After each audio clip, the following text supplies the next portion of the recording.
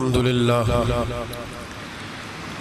للہ رب العالمین والعاقبۃ للمتقین والصلاة والسلام علی اشرف الانبیاء والمرسلین اما بعد اعوذ باللہ السمیع العلیم من الشیطان الرجیم بسم اللہ الرحمن الرحیم من يعمل سوءا يجزى به صدق اللہ العظیم وصدق رسولہ النبی الکریم ان اللہ وملائکتہ یصلون علی النبی یا ایہا الذین آمنوا صلوا علیہ وسلموا تسلیما اللہم صلی علی سیدنا و مولانا محمد معدن الجود والکرم وآلہ وصحبہ وبارک وسلم۔ حمد و صلاة کے بعد قرآن پاک کی سورہ نساء آیت نمبر 123 کا کچھ حصہ اللہ پاک نے ایک قانون بیان فرمایا ہے۔ فرمایا من یعمل سوءا یجزا بہ، رب فرماتا ہے جو بندہ بھی کوئی برائی کرے گا اسے اس کی سزا ضرور ملے گی۔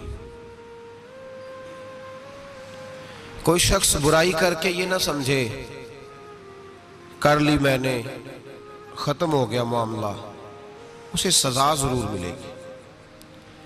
برائی کتنی ہو، کس قدر ہو، حد کیا ہے، وہ بھی قرآن پاک نے بیان فرمائی۔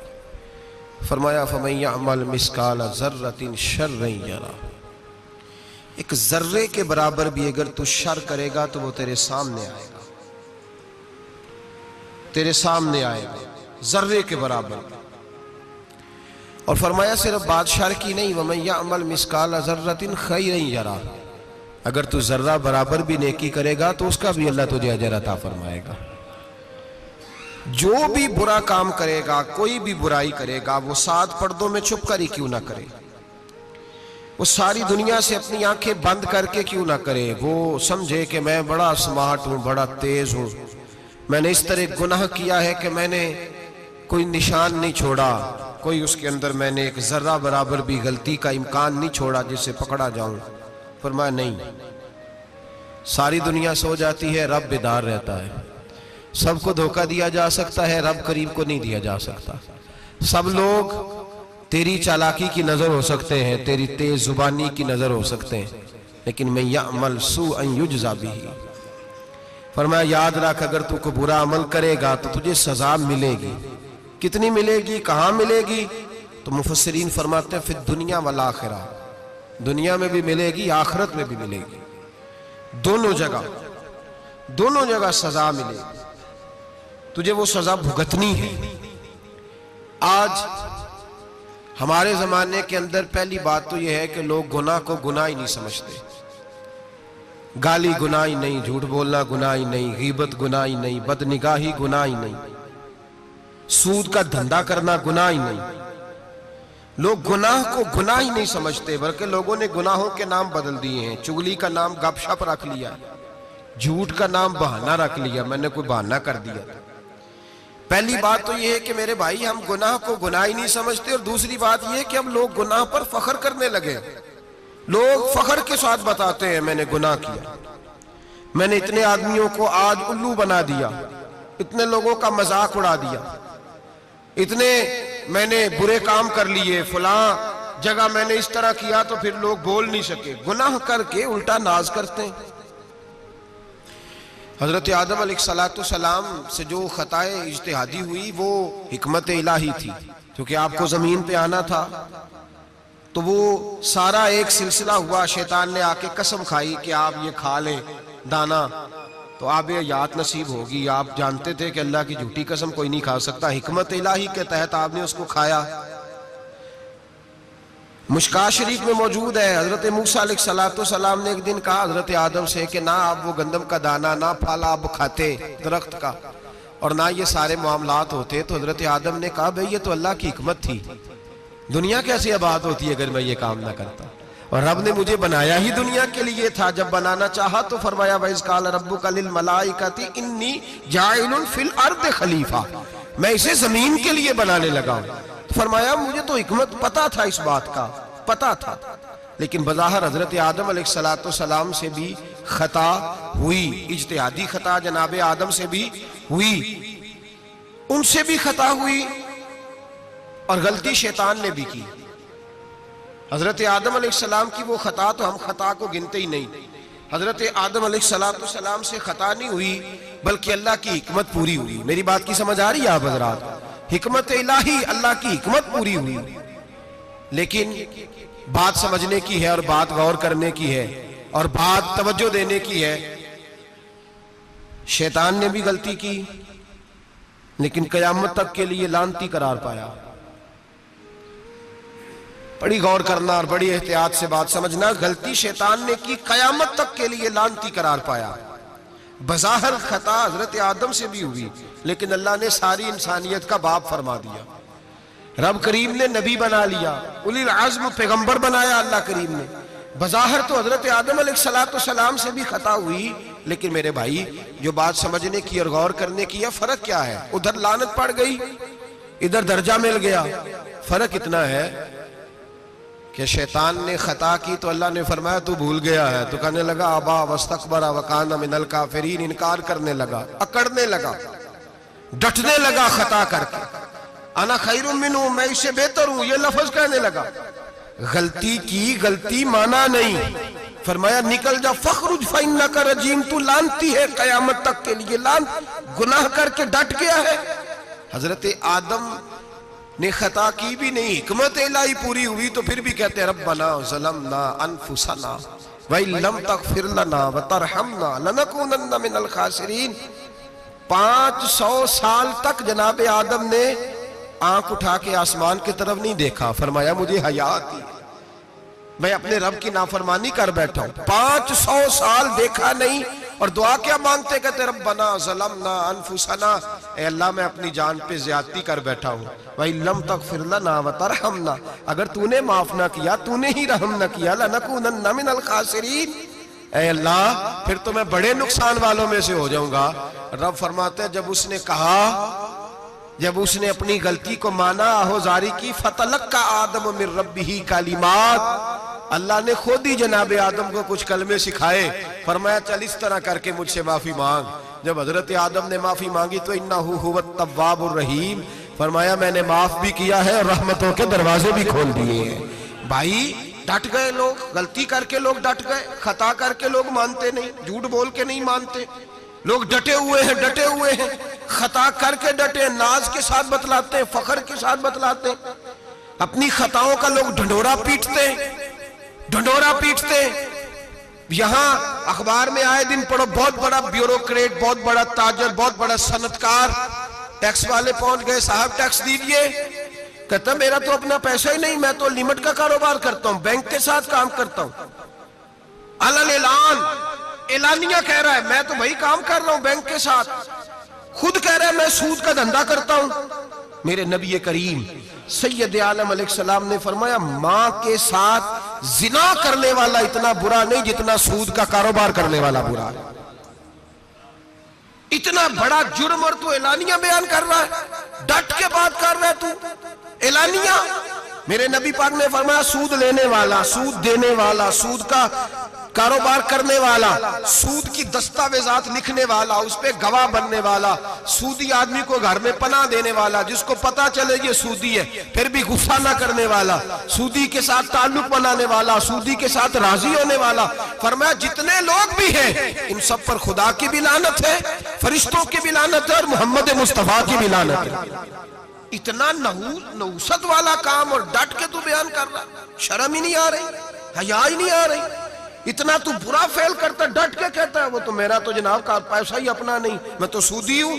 حیا کر. لوگ گناہ کرتے اور فخر بھی کرتے, زیادتی کرتے اور فخر بھی کرتے، ظلم کرتے اور فخر بھی کرتے۔ میرے رسول کائنات سید عالم صلی اللہ تعالی علیہ وآلہ وسلم نے جس چیز کو اتنا برا، اتنا غلیظ کہا، اتنا گندا کہا، اس کو لوگ استعمال کر رہے ہیں۔ اور ساتھ پھر یہ صاحب بھی ہوتے ہیں، سیٹھ بھی ہوتے ہیں، رئیس بھی ہوتے ہیں، فنکار بھی ہوتے ہیں، ساتھ یہ اس کے باوجود یہ بہت بڑے ذمہ دار بھی ہوتے ہیں۔ اتنا غلط اور غلیظ کام کرنے کے باوجود لوگ فخر کا مظاہرہ کرتے ہیں۔ یاد رکھیں اور یاد رکھیں اور پھر یاد رکھیں، انسان اگر کبھی ناز کرے گا تو اس وقت کرے گا جب اللہ اسے اپنی رحمت عطا فرمائے گا، اور وہ بھی شکر کے انداز میں۔ لوگ خطا کر رہے ہیں اور فخر بھی کر رہے ہیں، خطا کر رہے ہیں اور فخر بھی کر رہے ہیں۔ میرے نبی رحمت سید عالم صلی اللہ علیہ وسلم نے فرمایا ابن آدم کے ہر بیٹے سے غلطی ہو جاتی ہے، لیکن ایک گناہگار بڑا ہی اچھا ہے۔ یا رسول اللہ گناہگار بھی ہے اور اچھا بھی ہے؟ فرمایا ہاں، وہ گناہگار بڑا اچھا ہے، غلطی ہو گئی تو پھر ڈر گیا، پھر رونے لگا، پھر اللہ کی بارگاہ میں آہوزاری کرنے لگا، پھر شرمندہ ہونے لگا۔ فرمایا رب کریم بھی اس کے گناہ کو فوراً ہی معاف فرما دیتا ہے۔ لیکن یہاں لوگ ڈٹے ہوئے ہیں، گناہ کر رہے ہیں، ڈٹے ہوئے، اتنی گالیاں نکالتے، اور پھر نمازی کے نمازی، حاجی کے حاجی، صوفی کے صوفی، درویش کے درویش، اتنی بڑی، اور کاہے کا پیر ہے وہ؟ کاہے کا پیر ہے؟ جو گالی دیتا ہے، بد زبانی کرتا ہے، وہ پیر ہے؟ جو عورتوں کے ساتھ بے حجاب گھومتا ہے وہ پیر ہے؟ جو ننگے ناچ کرتا ہے وہ پیر ہے؟ کہتے ہیں ہمارے شیخ کی تو گالیوں میں بھی فیض ہے، خلاف پیغمبر کسے راہ گزیر۔ رسول اللہ کا دروازہ چھوڑ کے جو جہاں بھی جائے گا گمراہ ہو جائے گا۔ فیض صرف وہاں ہے جو رسول اللہ کے دین کی تابعداری کر رہے ہیں۔ کس چیز کا نام، کس چیز کا نام؟ میرے نبی پاک نے فرمایا مومن کو گالی دینا فسق ہے، اعلانیہ گناہ ہے۔ سارا دن جس کی زبان پہ گند رہے گا وہاں سے فیض آئے گا؟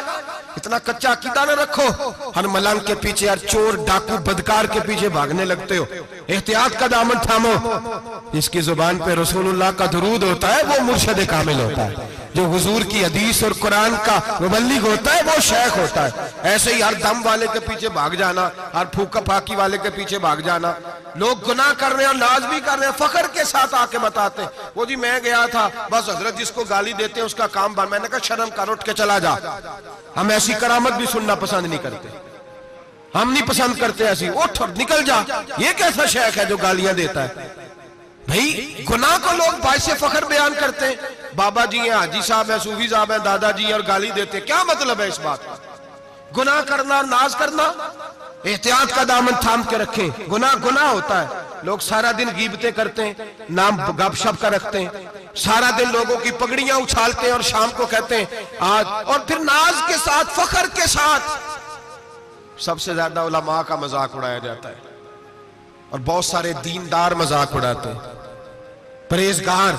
ہمارے یہاں تربیت دی جاتی ہے کہ دوسرے کو برا کہنا ہے، ٹریننگ دی جاتی ہے کہ دوسرے کو غلط کہنا، گالی دی جاتی ہے، علماء کے بارے میں سخت رویے رکھے جاتے ہیں، لوگ مذاق کرتے ہیں آ کے۔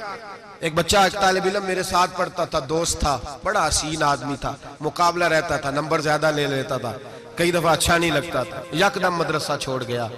میں ملنے گیا اور میں نے کہا بھائی واپس آ جا یار، تیرے ساتھ مزہ تھا، اب تو مقابلے کا دوسرا ساتھی بھی کوئی نہیں۔ ٹھیک ہے وہاں بات رہتی تھی پر تیرے بغیر مدرسہ سکون نہیں۔ مجھے کہنے لگا یار چھوڑ، کیا ملے گا؟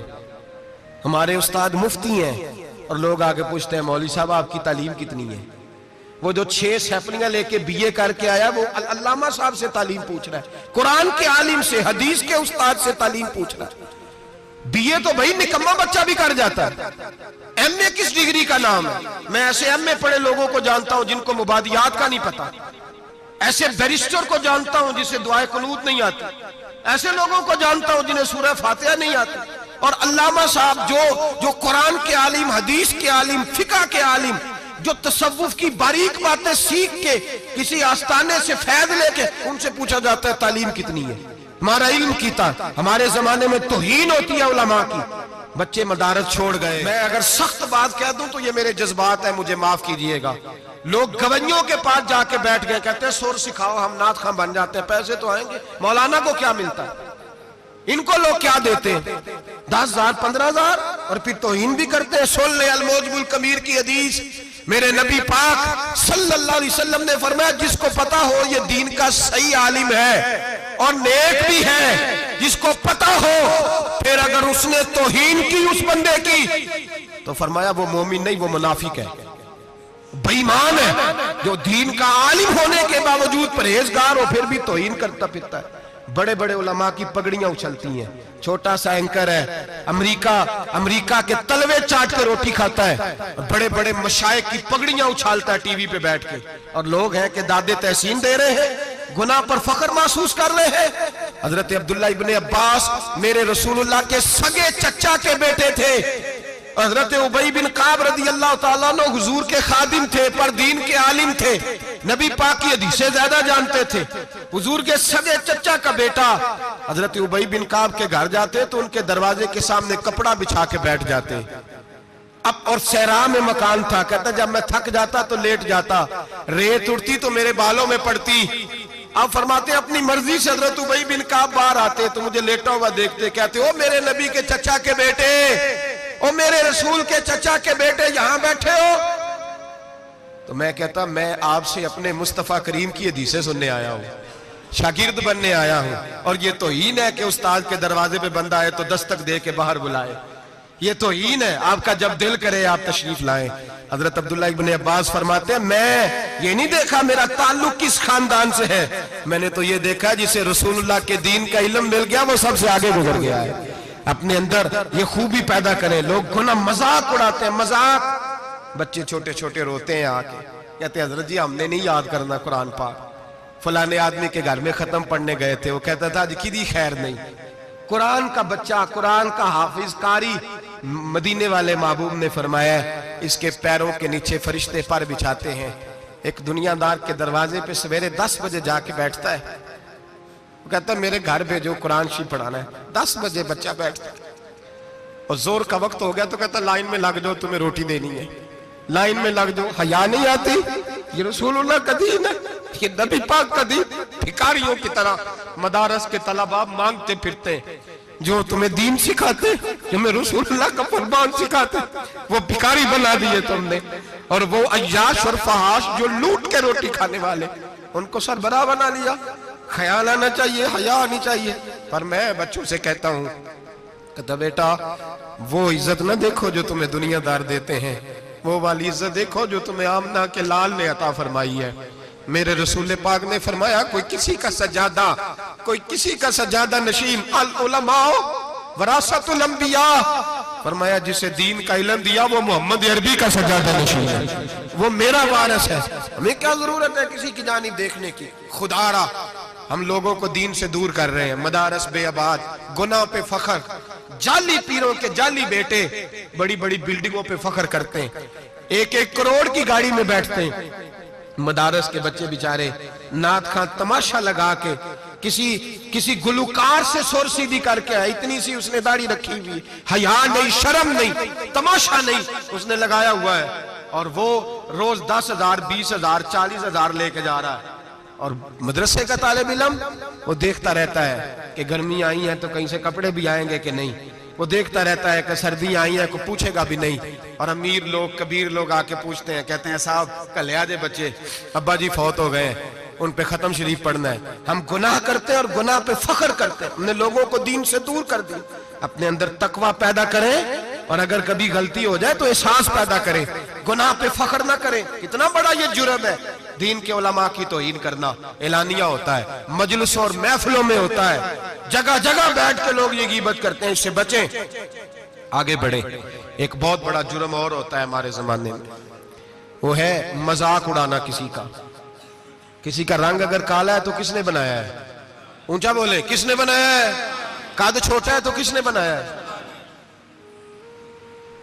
رشتہ دیکھنے آیا ہے بیٹی کا، بیٹے کا باپ ہے تو سمجھتا ہے کہ شاید میں فرعون بن گیا ہوں، رشتہ دیکھنے آیا ہے، کہتا ہے سارا کچھ ٹھیک ہے، شرافت بھی ہے، نفاست بھی ہے، بچی کا قد چھوٹا ہے، تجھے خیال نہیں آتا؟ تو اللہ سے نہیں ڈرتا؟ تو انچی ٹیپ لے کے پھر رہا ہے، تجھے احساس ہی نہیں بیٹیاں کیا ہوتی ہیں، تجھے خبر ہی نہیں بیٹی کتنے بڑے درجے کا نام ہے۔ حضرت مالک بن دینار فرماتے ہیں میں توبہ کرنے سے پہلے بہت بڑا شرابی تھا، میری 2 سال کی بیٹی تھی، میں شراب پینے لگتا تھا تو میری شراب گرا دیتی تھی، کہتی ابا میں تجھے گناہ نہیں کرنے دوں گی. 2 سال کی بیٹی. فرماتے میری بدنصیبی دیکھو میری بیٹی فوت ہو گئی. ایک رات میں خواب دیکھتا ہوں کہ دوزخ جنت کے فیصلے ہو رہے ہیں, قیامت قائم ہو گئی ہے. میرے لیے دوزخ کا حکم آ گیا. میرے پیچھے ایک بڑا سا اژدہا, بڑا سا سانپ بھاگنے لگا. فرماتے ہیں میں دوڑتا جا رہا ہوں, ایک بزرگ نظر آئے. میں نے کہا مجھے بچانا. کہنے لگے بیٹا میں کمزور ہوں, میں نہیں بچا سکتا. کہتے ہیں مجھے میرا اشارہ کیا. کہنے لگے پہاڑ کی طرف جا شاید تو بچ جائے. کہتے ہیں میں پہاڑ کی طرف جا رہا تھا تو وہاں سے بیٹی آ رہی تھی. میری بیٹی دوڑتی آئی, میری گود میں بیٹھی اور اژدہے سے کہنے لگی دفع ہو جا, تو میرے ابو کو نہیں جلا سکتا. کہتے ہیں وہ 2 سال کی بیٹی کی آواز سن کے وہ اژدہا بھاگ گیا. میری گود میں بیٹھ خواب دیکھنا, میری داڑھی سے کھیلنے لگی. کہنے لگی ابا میں تجھے منع کرتی ہوں نا شراب نہ پیا کر. شراب. تو میں نے کہا بیٹے یہ کیا ہے سارا کچھ. کہا ابا جی یہ تیرے برے عمل ہے جو اژدہا بن. تو بزرگ کون تھے؟ کہنے لگے بیٹے ابا جی وہ آپ کا نیک عمل ہے اور وہ کمزور بڑا تھا, آپ کو بچا نہیں سکا. ابا جی بس کر دیں, بس کر دیں. اب آپ برے کام نہ کریں, آپ توبہ کر لیں. جو پچھلے گناہ ہو گئے میں اللہ کی بارگاہ میں سفارش کروں گی, رب آپ کے معاف کر دے گا. مالک بن دینار فرماتے میری آنکھ کھلی تو میں پکی توبہ کر گیا. بیٹیاں تو بخشوانے آئی ہیں دنیا میں, بخشوانے. اور یہاں لوگ فخر کرتے ہیں, فخر سے بتاتے ہیں. کہتے ہیں میرے بیٹے کے 15 رشتے ہیں, شاید مجھے قرآن دازی کرنی پڑے. شرم کر, حیا کر. لوگیوں کی بیٹیوں کے بارے میں اس طرح کے انداز اختیار کرتا ہے. تو گناہ کرتا ہے پھر اس پر تو پھولتا نہیں سماتا, اس پر تو پھر تجھے حیا نہیں آتی. لوگ ٹیس کرتے ہیں, میں نے دیکھا ہے. بہن کے بھائی کو تکلیف دیتے ہیں, بیٹی کے باپ کو تکلیف دیتے ہیں, اذیت پہنچاتے ہیں. ڈرنا چاہیے رب. گناہ کرتے ہو پھر فخر بھی کرتے ہو, شرم آنی چاہیے. مذاق اڑاتے ہیں لوگ, غریب کا, کالے کا, چھوٹے قد والے, مذاق اڑاتے ہیں. میرے رسول پاک سید عالم صلی اللہ علیہ وسلم کی حدیث ہے ابو داؤد شریف میں. حضور کے ایک صحابی جہاد پہ تھے. کہتے ہیں ایک جگہ پڑاؤ کیا, ایک صحابی سو رہے تھے, دوسرا آیا تو اس نے اس کے اوپر رسی پھینکی. وہ ڈر کے اٹھے, ہائے کیا ہو گیا, رسی پھینکی, ڈر کے اٹھے. انہوں نے سمجھا سانپ آ گیا ہے. فرماتے ہیں نبی پاک دیکھ رہے تھے, حضور قریب ہے. فرمایا خبردار, مسلمان کو ڈرانا حرام ہے. حضور میں مذاق کر رہا تھا. فرمایا تو حرام فعل کر رہا تھا, خبردار یہ کام کیا. میرے حبیب پاک علیہ السلام نے فرمایا جو دنیا میں لوگوں کا مذاق اڑاتا تھا, مذاق اڑاتا تھا, جس کا رنگ کالا ہے اس کا اللہ نے بنایا ہے, قد چھوٹا ہے تو اللہ نے بنایا ہے. اور یہ یاد رکھیں یہ سب سے زیادہ برے وہ لوگ نہیں جو برادری پہ فخر کرتے ہیں. جو برادری پہ فخر کرتے ہیں برے ہیں پر زیادہ نہیں. سن لو اور یاد رکھو, برا وہ ہے جو اپنی برادری کو چھوٹا سمجھتا ہے. تو نے اپنے آپ کو کیسا چھوٹا سمجھ لیا؟ تجھے پتا نہیں تو خدا کا بندہ ہے, محمد عربی کا نوکر ہے. کنتم خیر امتین, تو سب سے زیادہ شان والا ہے. برا وہ ہے جو اپنی برادری کو چھوٹا سمجھے, جو اونچا سمجھے وہ تو خیر برا ہے ہی. تو برا ہے جو اپنے آپ کو چھوٹا سمجھ رہا ہے. کیوں تو چھوٹا سمجھتا ہے؟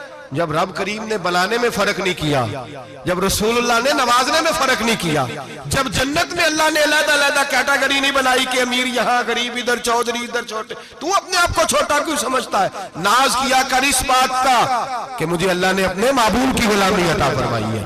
تو زیادہ بڑا مجرم ہے اگر تو اپنے آپ کو چھوٹا جانتا ہے, زیادہ مجرم ہے. احساس کمتری والا زیادہ ظالم ہے, یہ یاد رکھ لیں اور سمجھیں میری بات کو اور غور کریں. مذاق کرتے ہیں لوگ, او فلانی برادری کا میرے سامنے بات کرے گا, فلانی برادری, اور پھر تکبر بھی کرتے ہیں. میرے نبی پاک علیہ السلام نے فرمایا قیامت کے دن ایک آدمی کے لیے جنت کا دروازہ کھولا جائے گا, وہ دوڑتا ہوا جنت کی طرف جائے گا. جب دروازے کے قریب پہنچے گا تو دروازہ بند کر دیا جائے گا. وہ پھر آئے گا, پھر کہا جائے گا آجا جنت میں, پھر دوڑے گا, پھر جنت کے قریب جائے گا, پھر وہ دروازہ بند ہو جائے گا, پھر مایوس ہو کے آئے گا, پھر کہا جائے گا واپس آ, کھل گیا دروازہ. کئی بار آئے گا, کئی بار جائے گا, روئے گا, تڑپے گا, پریشان ہوگا. فرشتے سے کہے گا یہ میرے ساتھ کیا ہو رہا ہے؟ تو وہ فرشتہ کہے گا وہی ہو رہا ہے جو دنیا میں تو اللہ کے بندوں کے ساتھ کرتا تھا. تو لوگوں کے مذاق اڑاتا تھا. جوان اس کو کہتے ہیں جو پھپتیاں زیادہ کسے, جھکتے زیادہ کرے, بوڑھوں کا مذاق اڑائے, بیماروں کا مذاق اڑائے, غریبوں کا مذاق اڑائے, کسی کے پھٹے کپڑے دیکھ کے پھپتی کسے, وہ سمجھدار ہے. یہ یہ گناہ کرنا پھر اس پہ پھولنا بھی. میرے نبی کریم علیہ السلام نے فرمایا رب کریم کے فرشتے کہیں گے تو بندوں کے ساتھ ایسا کرتا تھا، آج تیرے ساتھ ایسا ہوگا. میرے نبی رحمت سید عالم علیہ السلام کے غلام. میرے بھائیو بہت زیادہ نہیں کرتے لوگ آج مذاق؟ بڑا ظلم نہیں کرتے؟ تکلیف نہیں دیتے؟ میں نے بوڑھوں کو روتے دیکھا ہے، میں نے غریبوں کو روتے دیکھا ہے، میں نے مسکینوں کو روتے دیکھا ہے، بیماروں کو تڑپتے دیکھا ہے. میں نے دیکھا ہے لوگوں کو تکلیف میں، لوگوں کو دکھ میں دیکھ کے مذاق اڑاتے. میرے حبیب پاک علیہ السلام کے صحابی ہیں حضرت عبداللہ ابن عمر فرماتے ہیں میں حج کے لیے جا رہا تھا. محدث ابن جوزی نے لکھا ہے فرماتے رستے میں ایک جگہ میں نے پڑاؤ کرنا چاہا، علاقہ بڑا چٹیل تھا، بڑا سخت تھا. میرا ارادہ بنا کہ میں، اور لوگ مذاق پہ فخر کرتے نہیں، بعد میں آ کے سناتے نہیں میں نے یہ کیا. آج اس گناہ پر فخر نہیں کیا جاتا. حضرت موسیٰ علیہ السلام سے بنی اسرائیل والے کہنے لگے کہ لگتا ہے آپ ہمارے ساتھ مذاق کر رہے ہیں، تو آپ فرمانے لگے اعوذ باللہ ان اکون من الجاہلین، میں پناہ مانگتا ہوں کہ میں جاہلوں میں سے ہو جاؤں. جاہل لوگ مذاق کرتے ہیں. اعوذ باللہ ان اکون من الجاہلین پہلے سپارے میں کہا گیا جاہل ہے جو کسی کا مذاق اڑائے، جو کسی کے رنگ کا، قد کا، برادری کا، غربت کا مذاق اڑائے وہ جاہل ہے. یہ قرآن مجید نے کہا، میں نہیں کہہ رہا. حضرت سیدنا عبداللہ ابن عمر فرما رہے میں جا رہا تھا، رستے میں نے دیکھا کہ چٹیل میدان ہے، حج کے لیے جا رہا تھا، کوئی جگہ نہیں مل رہی تھی. ایک بوڑھی عورت کا مکان نظر آیا، اس کے پاس میں نے پڑاؤ کیا، ٹھہر گیا. بوڑھی نے اپنے بیٹے کو بھیجا، کہنے لگی کوئی نورانی چہرے والے بزرگ ہیں، کوئی پرہیزگار آدمی ہے، ان کو بلا لاؤ. اپنی ڈرائنگ روم میں بیٹھک میں سلا لیتے. کہتے مجھے وہ لے آئے، بیٹھک میں سلایا. آدھی رات کا وقت ہوا تو اچانک ایک آواز چلانے کی، جیسے کسی کو درے مارتا ہے وہ چلاتا، شنن ما شن مشکیزہ، کدھر ہے مشکیزہ، کہاں گیا مشکیزہ، لاؤ مشکیزہ. پھر کوئی مارتا ہے، پھر مشکیزہ، آیا مشکیزہ، کدھر گیا مشکیزہ. فرماتے ہیں کوئی روتا ہے، مشکیزہ مشکیزہ پکارتا ہے. حضرت جناب سیدنا عبداللہ ابن عمر فرماتے ہیں میں اٹھا، ادھر دائیں بائیں دیکھا، باہر نکلا، کوئی بندہ نظر نہیں آتا. چیخنے کی آواز، چلانے کی آواز، تڑپنے کی آواز. میرا دل کانپے، اے اللہ کس پہ عذاب ہو رہا ہے. فرماتے ہیں دن کا اجالا نکلا، نماز فجر کے بعد میں نے بوڑھی کو بلایا. میں نے کہا اماں سو نہیں پایا ساری رات. اماں کہنے لگی تجھے مشکیزے کی آواز آتی ہوگی، تجھے کسی کے مار کھانے کی آواز آتی ہوگی. میں نے کہا ہاں کیا ہوا. کہنے لگی تمہارے کمرے کے بالکل پیچھے میرے شوہر کی قبر ہے، وہ اپنی قبر سے مشکیزہ چلاتا ہے، ساری رات اس کو عذاب ہوتا ہے. بڑی دعائیں کراتی ہوں، تو بھی دعا کر، اسی لیے بلایا ہے اللہ اس کی مشکل آسان کر دے، قبر کا عذاب اٹھ جائے. تو میں نے کہا اماں اس کی غلطی کیا ہے. کہنے لگی ایک پیاسا آدمی دوڑتا ہوا ہمارے گھر آیا، برسوں پرانی بات ہے، پتہ نہیں شیر پیچھے تھا، ڈاکو پیچھے تھے، کیا تھا، دوڑتا ہوا آیا، آ کے کہنے لگا ہائے پیاس، ہائے پیاس، ہائے پیاس، پانی مل جائے، پانی مل جائے، پانی دے دو. کہتے ہیں وہ آدمی مرنے کے قریب تھا، میرے شوہر نے مذاق کیا، کہنے لگا مشکیزے سے پی لے. اور جب مشکیزے کے قریب گیا، مشکیزہ کھولا تو وہ خشک تھا. کہتے ہیں وہ لڑکھڑا کے گرا، اس کی موت ہو گئی. جب سے یہ مرا ہے اس کی قبر سے بھی مشکیزے کی آواز آتی ہے. سالوں بیت گئے، عرش کا مالک ناراض ہو گیا ہے کہ تو نے میرے مرتے ہوئے بندے سے بھی مذاق کیا، مرنے والے سے بھی تو مذاق کرتا رہا. فرمایا اب یہ مشکیزہ دعا کرو یہ بخشا جائے، دعا کرو اور چھوڑ دیں بھائی لوگوں کا مذاق اڑانا. نہ کسی کے حال پہ طنز کر، نہ کسی کے غم کا مذاق اڑا، وہ جسے چاہے جیسا نواز دے. یہ مزاج لطف رسول ہے. باپ منتیں کر رہا ہے کہ بارات آئی ہے بیٹی کی تو اللہ کرے روٹی پوری ہو جائے، رشتہ دار مذاق اڑا رہے ہیں، یہ کیا پکایا ہے، یہ کیا لائے ہو، یہ کیا رکھا ہے، انتظام کس طرح کا کیا ہے، بیٹھنے کا سلیقہ نہیں. بیٹیاں تو برابر ہوتی ہیں، بیٹیاں تو سب کی برابر ہوتی ہیں.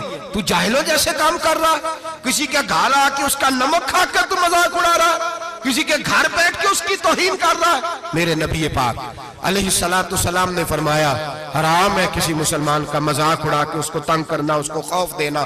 دل لگی تو میرے نبی کی سنت ہے، دل لگی کرنا، خوش دلی کرنا، ہنسنے والی بات کرنا، ہنسانا، یہ تو نبی پاک کا طریقہ ہے. لیکن کسی کی کمزوری بیان کر کے اس کو تنگ کرنا یہ جہالت ہے، اس جہالت سے منع کیا گیا. بھائی مذاق کرتے ہیں لوگ، پھر فخر کے ساتھ بیان کرتے ہیں، اتنا بڑا گناہ کر کے پھر اس پر ناز کرتے ہیں. خدا را اس ظلم سے باز آؤ، اس گناہ سے باز آؤ۔ ایک بہت بڑا جرم غیبت کا گناہ ہے، کسی کے عیب بیان کرنا۔ تفصیل سے بات کروں گا جاسوسی پر انشاءاللہ آئندہ جمعے، لیکن میرے نبی پاک علیہ السلام کی حدیث یاد رکھ لیں۔ حضور نے فرمایا چوک میں کھڑے ہو کے کسی کی عزت نہ اچھالنا۔ لوگ تو بھائی وہ باتیں بیان کر دیتے ہیں جو سامنے والے میں ہوتی نہیں۔ چوک میں کھڑے ہو کے کسی کی عزت نہ اچھالنا۔ فرمایا اگر تو برسر بازار کسی کے بارے میں بات کرے گا اور کسی کو رسوا کرے گا اور تو ساتھ کوٹھڑیوں کے اندر بھی بیٹھا ہوا تو اللہ تجھے ذلیل کر دے گا، رسوا کر دے گا۔ ڈر اس وقت سے۔ لوگ آپ یقین کریں خیر کی بات لوگ بیان ہی نہیں کرتے الا ماشاءاللہ، غیبت کرتے، چغلی کرتے۔ سیدہ طیبہ طاہرہ حضرت عائشہ صدیقہ فرماتی ہیں بیٹھی تھی، ایک بی بی آئی حضور کے پاس، وہ عورت چلی گئی تو میں نے کہا کتنا چھوٹا قد ہے، کتنی عجیب سی لگ رہی تھی۔ حضور نے فرمایا عائشہ توبہ کر اللہ کی بارگاہ میں۔ یا رسول اللہ وہ بات تھی تو میں نے بیان کی۔ فرمایا تھی تو تو نے بیان کی تو میں نے توبہ کا کہا ہے، اگر وہ بات نہ ہوتی پھر تو بہتان تھا اور اس کی سزا تو کوڑے ہیں۔ جس کے اندر جو بات پائی جاتی ہے وہ بیان کرنا گناہ ہے، وہ جو پائی نہیں جاتی وہ تو بہتان ہے۔ ہم کہتے ہیں جی میں جو ہے وہی بیان کر رہا ہوں، نہ بھائی وہی تو گناہ ہے جو ہے، جو نہیں وہ تو بہتان ہے۔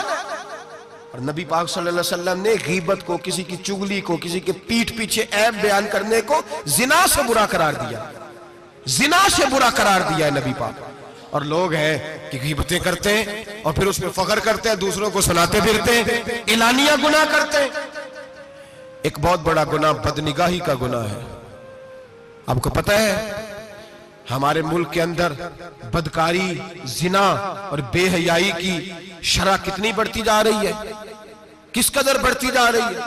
وہ لوگ جو نکاح کر لیتے ہیں وہ بھی اپنی نگاہوں کو، میں اکثر کہتا ہوں حضور نے فرمایا نکاح آدھا ایمان ہے، جس نے نکاح کر لیا اس کا ایمان مکمل ہو گیا، تو جو نکاح کے بعد بھی باز نہ آیا میں اس کو بے ایمان نہیں کہتا، لیکن نبی پاک نے فرمایا جو نکاح کر لے اس کا ایمان، بولیے ایمان محفوظ ہو گیا، اس کا ایمان، سارے بولیے ایمان، اور جو پھر بھی باز نہ آئے حضور کہہ رہے ایمان مکمل ہو گیا، اور جو نہ باز آیا کیا فتویٰ دیا جائے حدیث کی روشنی میں۔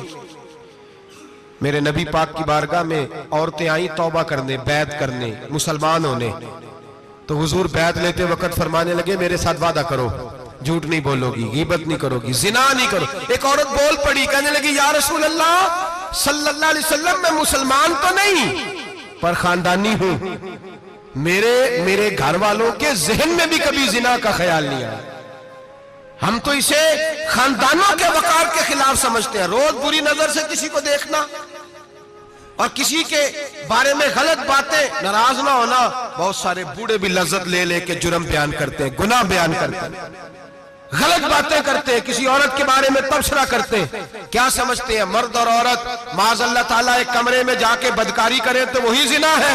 میری طرف دیکھیے اور جھانک کر کے سنیے کیا عرض کر رہا ہوں، ادھر دیکھیں میری طرف۔ نبی پاک صلی اللہ علیہ وسلم نے فرمایا زنا زبان کا بھی ہوتا ہے، زنا کان کا بھی ہوتا ہے، زنا آنکھ کا بھی ہوتا ہے۔ حضور کس طرح؟ فرمایا جس نے گند دیکھا اس نے آنکھ کا زنا کیا، جس نے لذت لے کے سنا چپ نہیں کرایا، پوری بات سنی، وہ بھی زانی ہے، اور جس نے گندی بات بولی وہ منہ کا زانی ہے، جس نے گند سوچا وہ دماغ کا زانی ہے۔ اور زانی کو سب سے پہلی سزا اللہ یہ دیتا ہے کہ سجدے کی لذت چھین لیتا ہے، عبادت کا سرور چھین لیتا ہے، اس کا نماز میں دل نہیں لگتا۔ قرآن میں سب سے پہلی سزا اسے اللہ اپنے دروازے سے دور کر دیتا ہے۔ بھائیو آج ہمارے سجدے بے کیف ہیں، آج لوگ غلط جگہ پہ گھنٹوں بیٹھے رہتے ہیں، مسجدوں میں لوگوں کے دلوں کو گھبراہٹ ہوتی ہے، لوگ بھاگتے ہیں۔ میرے نبی پاک نے فرمایا تو نظر کو پاک کر لے، اللہ تیری عبادت میں لذت پیدا فرما دے گا۔ میرے بھائی یاد رکھ لیں اور سن لیں، سب سے کمزور آدمی وہ ہے جس کا ذہن پاک نہیں، سب سے کمزور آدمی وہ ہے جو کردار کا غلط ہے۔ ایک بات میں نے پڑھی، آپ یقین کریں میرا دل کرے کہ میں آگ لگا دوں اس عنوان کو جس پہ گندگی لکھی جاتی ہے، ان اخباروں کو، ان چیزوں کو جس پہ گند لوگوں کے دلوں میں۔ وہ انڈیا کی ایک وزیر اعظم عورت گزری تو کسی نے اس سے کہا کہ پاکستان نے تو تمہیں شکست دی ہے، تم جیت نہیں سکے بڑا ملک ہو کے۔ کہنے لگی کوئی بات نہیں، تھوڑا وقت ٹھہر جاؤ، ہم ان پر تہذیبی یلغار کریں گے، ان کے گھروں میں ننگا ناچ کریں گے، یہ گندی تصویریں دیکھیں گے، یہ گند میں الجھ جائیں گے۔ اور جو قوم گند میں الجھ جایا کرتی ہے وہ پھر کسی سے لڑنے کی طاقت نہیں رکھتی، اس کے اندر ڈٹ جانے کی ہمت نہیں ہوتی، اس کی غیرت کے جنازے نکل جاتے، دل کرتا ہے جل جائے وہ جل جائے جہاں سے برائی پھیلتی، تباہ ہو جائے وہ علاقے جہاں سے گند ہوتا ہے۔ لوگ گند کی کمائی کھاتے ہیں، گند کی، ایکٹروں کے ساتھ کھڑے ہو کے فوٹویں کھچاتے ہیں اور گناہ پہ فخر کرتے ہیں، اور گندے لوگ کہتے ہیں اللہ کا فضل ہے ہم گند پھیلا رہے ہیں، ثم معاذ اللہ۔ لوگ گناہ پہ فخر کرتے ہیں چوکوں چوراہوں میں۔ محمد بن قاسم آئے ہندوستان پہ راجہ دہر کے مقابلے میں، نوجوان میری طرف دیکھیں اور صحیح ہو کے بیٹھے، خاصے صحیح ہو کے بیٹھے، تقریر نہیں کر رہا، جذبات کا، میرے جذبات سنیں، دل کے پھپولے جل رہے ہیں حسینے کے داغ سے، اللہ کی قسم روح کی گہرائی سے بات کر رہا ہوں، وہ بات کر رہا ہوں جو سینہ کہہ رہا ہے کہ پھٹ جائے اور کہنا نہ پڑے۔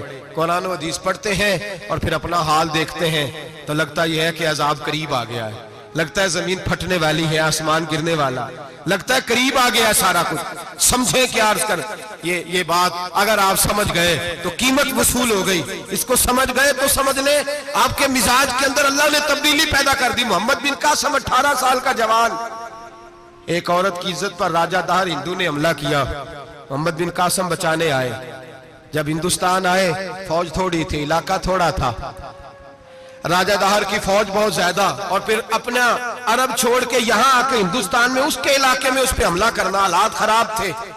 محمد بن قاسم پریشان ہے، ایک بزرگ نے دیکھا، کہنے لگے پریشان کیوں ہو؟ کہنے لگا سوچتا ہوں علاقہ بھی اس کا، فوج بھی اس کی، میرے فوجیوں کو تو رستوں کا بھی نہیں پتا، کیسے جنگ کریں گے، کدھر سے آئیں گے، اور پھر ہمیں زبان بھی نہیں آتی، کیسے کام ہوگا، ڈر رہا ہوں۔ 2-4 دن گزرے تو محمد بن قاسم اشاش بشاش ہو گئے، وہ بزرگ کہنے لگے خیر ہے، بڑے مطمئن ہو گئے ہو، کہنے لگے بس راجہ دہر ہم سے مقابلہ نہیں کر سکتا، راجہ دہر ہمارے مقابلے میں کھڑا نہیں ہو سکتا، وہ گرا کے گرا، وہ لڑکھڑایا کے لڑکھڑایا، ریزہ ریزہ ہو جائے گا۔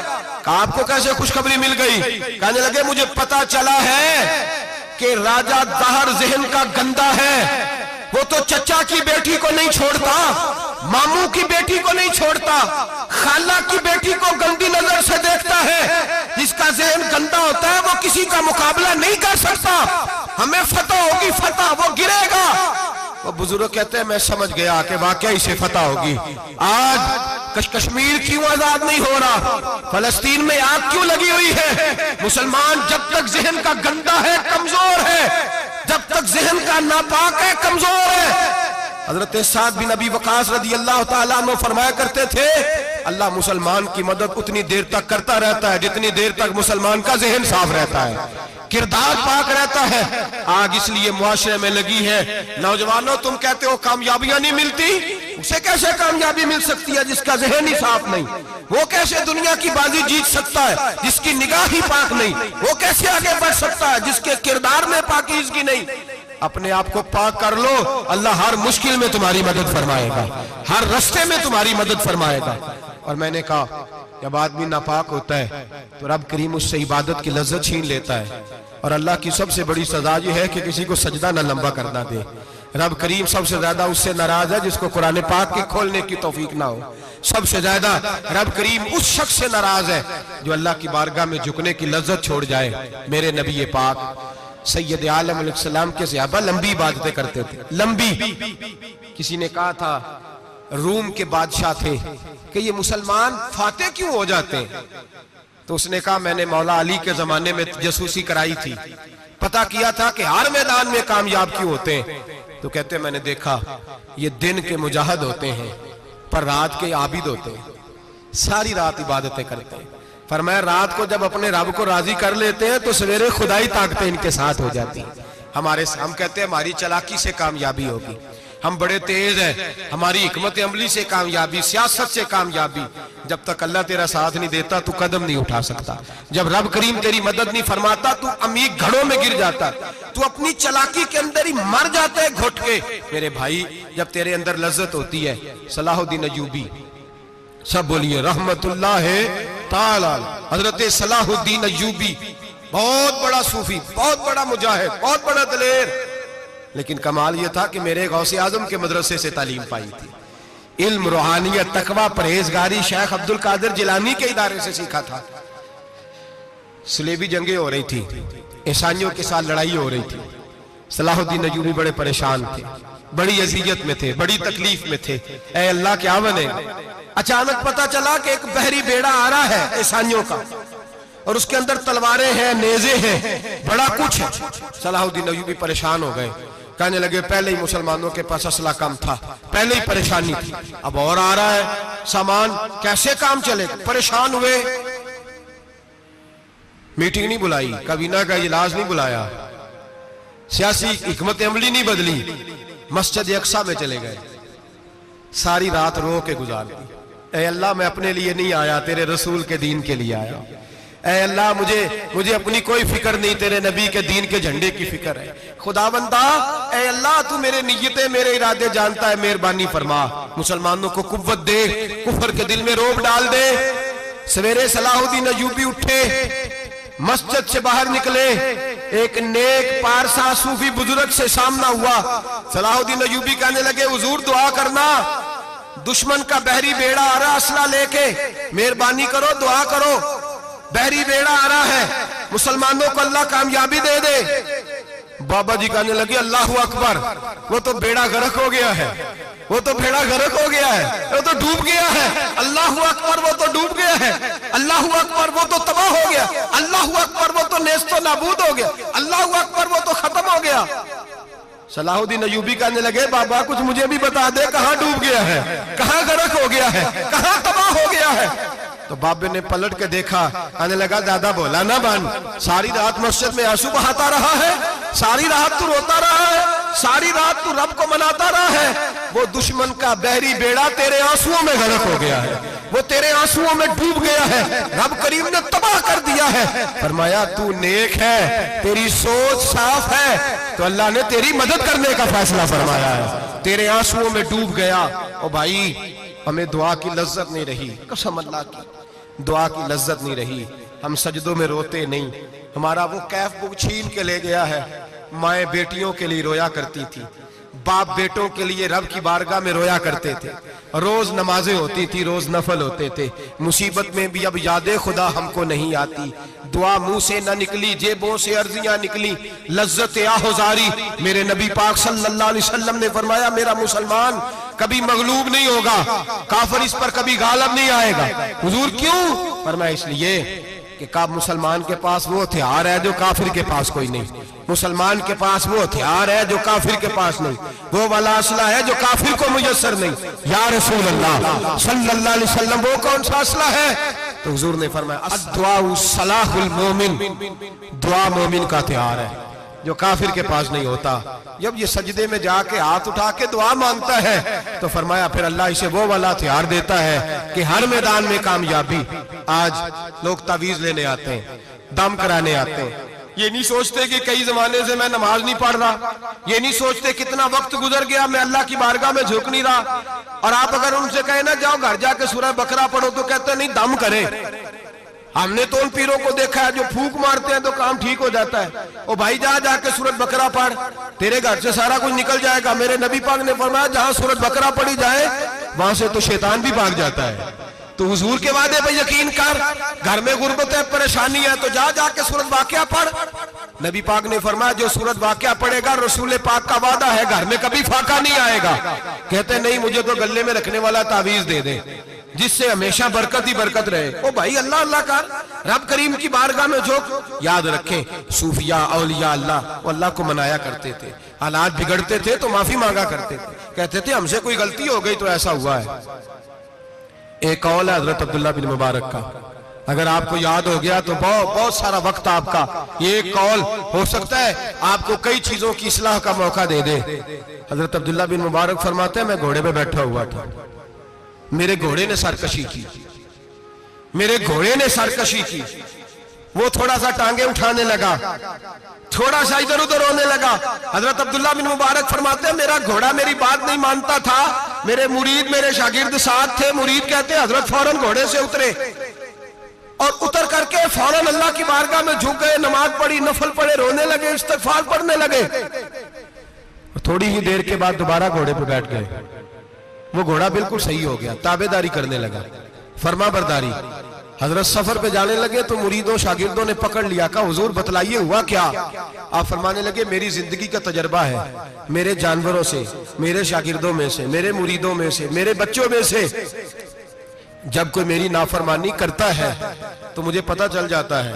سن لے میرے شاگردوں میں سے، مریدوں میں سے اور میرے بچوں میں سے، میرے بچوں میں سے بول کے بتاؤ، میرے نام لیجئے، میرے وہ بھائی جو روز کہتے ہو نا پتہ نہیں کیا ہو گیا. سنو، حضرت عبداللہ بن مبارک فرماتے ہیں میرے شاگردوں میں سے، مریدوں میں سے، بچوں میں سے جب کوئی میری نافرمانی کرتا ہے، حتیٰ کہ میرے گھر کے جانوروں میں سے بھی اگر کوئی میری نافرمانی کرتا ہے تو مجھے سمجھ آ جاتی ہے آج کہیں نہ کہیں مجھ سے میرے رب کی نافرمانی ہو گئی ہے، آج کہیں میں نے اللہ کی نافرمانی کر لی ہے جو میری نافرمانی ہو رہی ہے. آپ فرماتے ہیں میں فوراً توبہ کرتا ہوں، فوراً معافی مانگتا ہوں.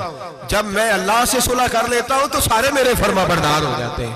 فرماتے ہیں یہ گھوڑا سرکشی کر رہا تھا، یہ گھوڑا سرکشی کر رہا تھا، میں سمجھ گیا آج میں نے کہیں اپنے رب کی نافرمانی کر لی ہے، آج مجھ سے کوئی گناہ ہو گیا، کوئی غلطی ہو گئی، میں نے معافی مانگیا تو دیکھو میرا گھوڑا میرا فرما بردار ہو گیا ہے. میرے بھائی اعلانیہ ظلم کرنا، اعلانیہ گناہ کرنا، اعلانیہ اللہ کو ناراض کرنا، روز کی بنیادوں پر ظلم کرنا. ہم صبح اٹھ کے سوچے تو صحیح کہ شام تک وقت گزرتا کیسے ہے. کتنی باتیں ہیں جن میں جھوٹ ہے، کتنے لفظ ہیں جن میں غیبت ہے، کتنی گفتگو ہے جس کے اندر غلاظت ہے، اور پھر کتنا رزق ہے جو حرام کا ہے. ایک صاحب کہنے لگے حضرت جی گھر میں بڑے دم درود کرائے، طویل دھاگا کرایا ہے، گھر کے کونوں سے کوئی روتا ہے، چلاتا ہے، کوئی جنات ہے. میں نے کہا اچھی طرح تجربہ کر لو، کہیں گھر کی وہ بنیاد حرام پیسوں کی نہ لگی ہو، یتیموں کا مال لگ جائے تو چیخنے کی آوازیں آیا کرتی ہیں. اگر ظلم سے گھر بنے ہو تو پھر وہاں سے خوف آیا کرتا ہے. اگر کہیں ظلم کا زیادتی کا پیسہ لگ گیا ہے، اگر کہیں جعلی دوائیاں بیچ کے پیسہ کما لیا ہے، اگر مردہ جانور ہوٹل پہ بیچ کے پیسے کما لیے ہیں، اگر کسی کے جذبات کچل کے مال بنا لیا ہے، لوٹ لیا ہے، پھر سکون کی نیند کوئی نہیں. پھر سکون کی نیند کہاں میسر آئے گی؟ پھر روز تو تڑپے گا، پھر روز تو روئے گا. رزق تھوڑا ہو، برکت والا تب ہوتا ہے جب اس کے اندر حلال شامل ہوتا ہے. اب تو میرے بھائی رشوت کے مال کو لوگ چائے پانی کہنے لگ گئے، اب رشوت کے مال کو مٹھائی کہنے لگ گئے، اب رشوت کے مال کو لوگ جو ہیں وہ کہنے لگ گئے یہ تو تحفہ ہے. اب لوگ کہتے ہیں لڑکا 20,000 کماتا ہے اور 40,000 اوپر سے بھی بنا لیتا ہے، اعلانیہ کہتے ہیں، اعلانیہ وہ جی سارا کچھ کر لیتا ہے، بڑی کمائی ہے. اب تو لوگ عمرے پہ گئے ہوتے ہیں، عمرے پہ، اور ایک دوست میرے کہنے لگے عمرے پہ گیا تھا، جس شخص کا میں نے ٹینڈر جس سے پاس کرانا تھا وہاں سے مجھے فون کر رہا تھا، میں سائن کر آیا ہوں پر مجھے پیسے لینے کا وقت نہیں ملا، میرا حصہ سائیڈ پہ رکھ دینا، اللہ کے گھر میں کھڑا ہے. آج بھی کیتی جاندے ہو، نال لو بھی پیتی جاندے ہو، کھا کے مال یتیماں دا پیج مسیتی جاندے ہو، پھٹ دلاں دے سیندے نہیں، ٹوپیاں سیتی جاندے ہو، نفس تے چھری پھیر دے نہیں، دمبے کیتی جاندے ہو، فرض پلائی بیٹھے ہو تے نفلہ نیتی جاندے ہو، دسو تے سی بلے نوے کی کچھ کیتی جاندے ہو. یہ کس طرح کا وطیرہ اپنا لیا ہے؟ 50 لاکھ حرام کا کمایا اور اس میں سے 10 لاکھ مسجد بھی دے دیا، کئی کروڑ حرام کا کمایا اور اس میں سے 10-15 عمرے بھی کر لیے. پہلے دیکھ تو صحیح تیرا مال کیسا ہے. اعلانیہ گناہ، اعلانیہ رشوت چلتی ہے، اعلانیہ لوگ پیسے. ہمارے ملک کے اندر ایسے تاجر بھی پائے جاتے ہیں جو کہتے ہیں جی میں ٹی وی میں بیٹھ کے کہتا ہوں میں رشوت دیتا ہوں، رشوت لی جاتی ہے، میں چھوٹے سے لے کر بڑے تک کو دیتا ہوں، یہاں چھوٹے مجرم بند ہیں، بڑے آزاد ہیں. خدا را ڈرو. جب اتنے اعلانیہ رب کریم کی نافرمانی ہوتی ہے پھر اللہ کے غضب کو آواز ہوتی ہے، پھر رب کریم جلال میں آتا ہے، پھر بستیاں اجڑتی ہیں. اللہ فرماتا ہے وَمَنْ أَعْرَضَ عَنْ ذِكْرِي فَإِنَّ لَهُ مَعِيشَةً ضَنْكًا. اگر تو میرے ذکر سے منہ پھیرے گا میں تیری زندگی تیرے لیے تنگ کر دوں گا، میں تنگ کر دوں گا. سارا کچھ ہونے کے باوجود تو دکھی رہے گا، ہر چیز تیرے پاس ہوگی تو اذیت میں رہے گا. فَإِنَّ لَهُ مَعِيشَةً ضَنْكًا. میں تیری زندگی تنگ کر دوں گا. وَنَحْشُرُهُ يَوْمَ الْقِيَامَةِ أَعْمَىٰ. قیامت کے دن میں تجھے اندھا کر کے اٹھاؤں گا. دنیا میں تیری زندگی تیرے لیے تنگ کر دوں گا، قیامت میں تجھے اندھا کر کے اٹھاؤں گا. میرے بھائی گناہ پہ فخر نہ کریں، غلطی ہو جائے تو مان جائیں، میرے نبی پاک نے فرمایا میرا رب تو پابندی نہیں لگاتا، بنی اسرائیل پر پابندی تھی، خاص جگہ پہ آئیں گے تو معافی ملے گی، جب تو بھول جائے تو دل میں شرمندگی محسوس کیا کر اور وہیں بیٹھے بیٹھے توبہ کر لیا کر، اللہ وہیں بیٹھے بیٹھے تجھے معاف فرما دے گا، وہیں بیٹھے بیٹھے اللہ تجھے معاف کر دے گا۔ احساس ندامت پیدا کریں۔ ہم لوگ جرم کرتے ہیں، پھر بجائے اس کے کہ ہم اپنی خطا کو مانیں ہم پھر اس پر اصرار کرتے ہیں۔ اور ایک بات آخر میں ضرور ذہن میں رکھیں، جب آدمی گناہ پہ ڈٹ جاتا ہے نا پھر اس کا دل کالا ہو جاتا ہے۔ صحیح بخاری صحیح مسلم میں حدیث ہے، نبی پاک نے فرمایا کہ گناہ کرنے کے بعد جو ڈٹ جائے، توبہ نہ کرے، پھر دوسرا گناہ کرے تو ایک نقطہ لگتا ہے، توبہ کر لے تو نقطہ صاف ہو جاتا ہے، کالا نقطہ، اور اگر وہ توبہ نہ کرے تو دوسرا سیاہ نقطہ لگ جاتا ہے، پھر توبہ نہ کرے، تیسرا گناہ کرے تو تیسرا سیاہ نقطہ، پھر دل کالا سیاہ ہو جاتا ہے۔ شارحین فرماتے ہیں پھر کئی دفعہ لوگ بے ایمان ہو کے مر جاتے ہیں، بے ایمان ہو، اپنے آپ کو برے خاتمے سے بچائیں، برے خاتمے سے۔ ایمان سلامت ہوگا تو نبی پاک بخشش فرمائیں گے، سفارش فرمائیں گے، ایمان سلامت ہوگا تو اللہ بخشے گا۔ نبی پاک کی سفارش اور رب کریم کی معافی کے لیے چاہیے ایمان کی سلامتی۔ گناہ ایمان بگاڑ دیتے ہیں، اپنے ایمان کو سلامت رکھیں۔ ایک اور بات بھی بڑی ضروری آپ سے عرض کرنی ہے، حج کا موقع قریب ہے، نبی پاک نے بڑا سخت حکم لگایا، بڑا سخت، اتنا سخت حکم کسی کے لیے نہیں، فرمایا جس پر حج فرض تھا وہ نہیں گیا، یا یہودی ہو کے مرے گا یا عیسائی ہو کے مرے گا۔ یہ ترمذی کی حدیث ہے، جن لوگوں پہ حج فرض ہے درخواستیں شروع ہوتے ہیں فوراً۔ اور یہ جو بہانہ ہم نے بنایا ہوا ہے نا بیٹے کی شادی کر کے مکان بنا کے، یہ بہانہ شریعت نہیں اس کو شمار کرتی، اس کو نہیں شمار، من استطاع الیہ سبیلا، جس کے پاس طاقت ہے، آنے جانے کا خرچہ ہے، اور جتنے دن وہاں رہنا ہے اتنے دن پیچھے پیسے چھوڑ کے جا سکتا ہے، اتنے دنوں کا خرچہ اس پر حج فرض ہے۔ رب کریم کے فرائض ادا کرنے میں کوتاہی نہ کریں، وہ ناراض ہوتا ہے۔ اپنے فرائض مکمل کریں، گناہ ہو جائے تو فوراً مان جائیں، توبہ کریں، اللہ کے حضور آہوزاری کریں، اور میرے بھائی اجتماعی طور پہ رب کریم سے معافی مانگیں، تنہائی میں معافی مانگیں۔ اگر غلطی ہو جائے تو سنوارنے کی کوشش کریں۔ آج لوگوں کی روحانی زندگی ختم ہو گئی ہے، تقوی کی روشنی ختم ہو گئی، آنکھوں کی حیا ختم ہو گئی، دل کی دھڑکن نرمی ختم ہو گئی، آنسو ختم ہو گئے۔ وجہ یہ ہے ہم اپنی گناہ اپنی غلطیاں تسلیم کرنے کو تیار نہیں، سچی توبہ کرنے کو تیار نہیں۔ ایسا نہ ہو اسی طرح گناہوں میں کہیں موت کا سندیشہ آ جائے اور لتھڑے ہوئے وہاں پہنچ جائیں۔ پکی توبہ کریں، گناہوں سے بچیں، غلطی ہو جائے تو اس پہ اصرار نہ کریں بلکہ معافی چاہیں۔ دعا کرتا ہوں اللہ ہمیں سمجھنے کی توفیق عطا فرمائے۔ آخر دعوانا ان الحمدللہ رب العالمین۔